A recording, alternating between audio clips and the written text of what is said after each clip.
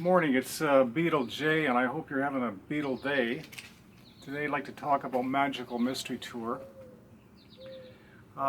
It started off as two 45s, basically an EP, and again on the Parlophone label out of the UK.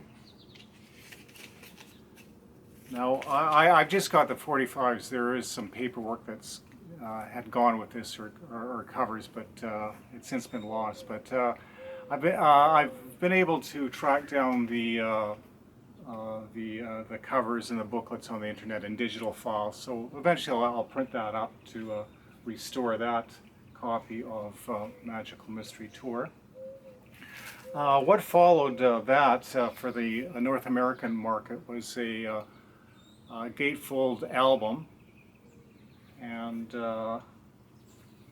that included a booklet with pictures from the television special, kind of a cartoon or a comic book section.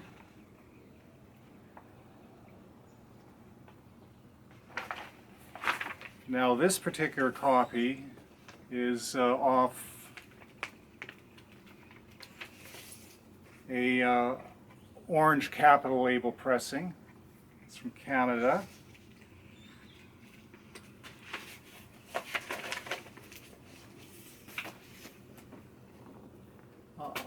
There's a listing of the lyrics on the gatefold on this particular copy, and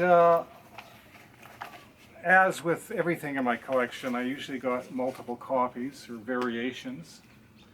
And this one's kind of cool because it's a Mexican pressing, and it was for the Mexican market. You have English titles here, but on the inside of the gatefold, there's Spanish. Now the record itself, it was pressed in Mexico, and it's on the Capital green label. Anyways, over to the voiceover. Peace out. Cheers from Canada. Yeah.